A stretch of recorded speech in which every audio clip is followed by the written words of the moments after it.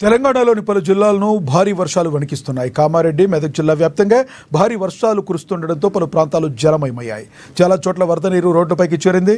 ఈ నేపథ్యంలో గురువారం ప్రభుత్వ, ప్రైవేటు విద్యా సంస్థలకు మెదక్ జిల్లా డీఈఓ రాధాకృష్ణన్ సెలవు ప్రకటించారు. జిల్లా కలెక్టర్ ఆదేశాలతో సెలవు ప్రకటించినట్లుగా తెలిపారు. కామారెడ్డి జిల్లా వ్యాప్తంగా కలెక్టర్ ఆదేశాలతో విద్యా సంస్థలకు సెలవు ప్రకటించినట్లు డీఈఓ రాజు వెల్లడించారు. మెదక్ జిల్లా వరదల్లో 10 మంది చిక్కుకున్నారు. హవేలీ ఘనపూర్ వాగుకి భారీగా నీరు రావడంతో చూసేందుకు వెళ్లిన వారంతా చిక్కుకుపోయారు. అదే బ్రిడ్జిపై సహాయం కోసం ఎదురు చూస్తున్నారు. నాగపూర్ నక్క వాగు ప్రవాహంలో కారు కొట్టుకుపోయింది. కారులో ఎంతమంది ఉన్నారనేది వివరాలు తెలియాల్సి ఉంది. రాజపేట వాగు నీటి ఉధృతికి ఓ ఆటో కూడా కొట్టుకుపోయింది.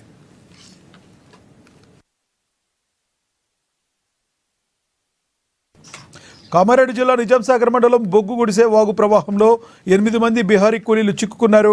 వారిలో 5గురిని ఎన్డీఆర్ఎఫ్ సిబ్బంది బయటకు తీసుకొచ్చారు. మరో 3 కోసం బోట్లో వెళ్లి సహాయక చర్యలు చేపట్టారు. దోమకొండ మండల కేంద్రం నుంచి సంగమేశ్వర గ్రామానికి వెళ్లే మార్గంలో ఉధృతంగా ప్రవహిస్తున్న వాగులో కారు చిక్కుకుపోవడంతో అందులో ఉన్న 2 గల్లంతయ్యారు. గల్లంతైన వారి వివరాలు ఇంకా తెలియాల్సి ఉంది.